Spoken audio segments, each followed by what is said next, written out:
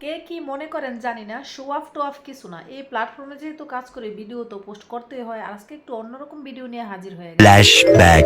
আসসালামু আলাইকুম, সবাই কেমন আছেন? আমরা আলহামদুলিল্লাহ ভালো আছি। এই তো মোবাইলের স্ট্যান্ডটা রেডি করে নিলাম, কারণ একা একা ভিডিও করলে তো এটা ছাড়া কোনো উপায়ই নাই। যাই হোক, আজকে একটু অন্যরকম ভিডিও নিয়ে হাজির হয়ে গেলাম, এই প্রথম বাজার সদাই নিয়ে আপনাদের সামনে। যাই হোক, কেউ কিছু মনে করবেন না। অনেকেই হয়তো ভাবতে পারেন বাজার সদাইও কি দেখাইতে হইব। আসলে এই প্ল্যাটফর্মে যেহেতু কাজ করি, আমার অনেক জানা অজানা অনেক কিছু আপনাদের সাথে শেয়ার করি। এক কথায়, যারা আমার ভিডিওগুলো ভালোবেসে দেখেন, আমার যে কোনো পোস্ট আপনাদের সবার কাছে ভালো লাগবে। আর যারা আমার ভিডিও পছন্দ করেন না, যত ভালো ভিডিও পোস্ট করি আপনাদের কাছে ভালো লাগবে না, এটাই স্বাভাবিক। অনেক তো বক বক করলাম, এবার আসল কথায় আসি। আমার বিয়ার অনেক বছর পরে আমার বাপের বাড়ির কিছু মেহমানরা দাওয়াত করছিলাম। আর এক একজনের এক একটা সমস্যা, যাদের দাওয়াত করছি তারা ক্যান্সেল করে দিছে আমার দাওয়াত। আমিও রিল্যাক্সে আছি, মেহমান আইব না। হঠাৎ করে সকালবেলা ফোন দিয়ে কইতেছে আমার বাড়িতে মেহমান আইব পরের দিন। তারপর আর কি, জামাইরে কইছি, আর জামাইও তড়িগড়ি করে বুদ্ধি করে বস্তার ভিতরে বাজার নিয়ে আইছে। ভালোই কিন্তু করছে। অনেক সময় বাজার করে ঠিক হয়, কিন্তু বাড়িতে বাজার আয় না, দোকানেই থাকে। আর দোকানদার পরিচিত হইলে ফোন দিয়ে পরে কয় আবার গিয়ে রিপিট আনতে হয়, কেমনটা লাগে। তবে এইবার আর দ্বিতীয়বারের মতো কোনো কিছু আনতে হয় না, সবকিছু সুন্দর করে বস্তার মধ্যে বইরা গুছাই নিয়ে এসে আমার ফুলার পছন্দের খাবারটা পর্যন্ত নিয়ে এসে দেখেন কত সুন্দর করে। এই যে লাচ্ছিটা এত পছন্দ করে, এরা খুব মজা করে আমার পরিচিত লোকজনরা। আপনারা কিন্তু আবার শ্যাম্পুর ফাতা দেখে হাসেন না। আমার ফুলায় কিন্তু গোসলখানায় গিয়ে শ্যাম্পু ডিব্বা থাকলে একদিনে টিপ্পা মিপ্পা ডিব্বার শ্যাম্পু সব শেষ করে নেয়। ফাতা শ্যাম্পু আমার কিন্তু অনেক সুবিধা, একটা একটা করে ব্যবহার করা যায়। আপনারা কে কি শ্যাম্পু ব্যবহার করেন কমেন্ট বক্সে জানা যাবেন। আমি সুযোগ পেলে সামনে যা পাই তাই দিই। যাই হোক, বস্তাটা একদম উল্টায় পাল্টায় যাইরা ভিতরে যা আছে সবকিছু বাইর করে নিছি। এই তো টমেটো সসটা দেখে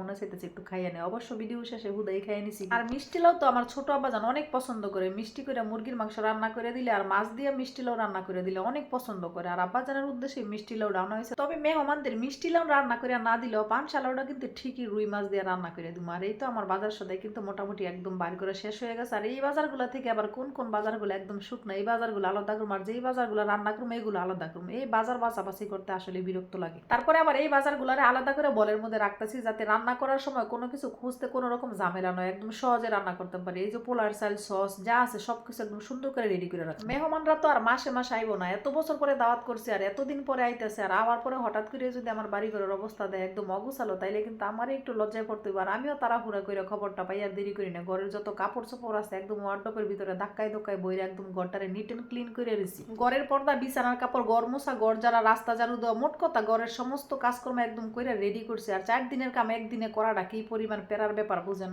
সবকিছুই নিজে নিজে করছি, কোনো রকমের মানুষ পাই নাই, কারণ হঠাৎ করে মানুষ পাওয়া যায় না। মানুষ পাইতে গেলেও কিন্তু শিডিউল দিয়ে রাখতে হয়। মানুষ এখন ভিআইপি হয়ে গেছে। যাই হোক, আমি একাই করছি। আর এই বাজার সদাই কিন্তু সবকিছুই মেহমানদের উদ্দেশ্যে আনা না, আমাদের নিজের প্রয়োজনীয় কিছু বাজার সদাই কিন্তু এই সুযোগে করা হয়ে গেছে। আর এই তো দেখতেছেন একটা আনার, এই আনারটা নিয়ে কি একটা ইতিহাস। জামাই রেখেছিলাম একটা আনার আনবা, জর্দা ভাত রানবো, একটু সাজুগুজু করাম। আমার জামাই কইতেছে আমার দ্বারা কোনোভাবেই সম্ভব। পরে জামাই রে কইলাম একটা তোমার দ্বারা আনা সম্ভব না, বেশি আনলে তো খাওয়া হয় না। মানুষ তো সুন্দর করে সাবাই সাবাই খায়, দেখতে কি ভালো লাগে। আর আমার ফোলা পাইন আনারের দানা বার করে দিতে দিতে নিজের জীবনটাই তেনা তেনা হয়ে যায়।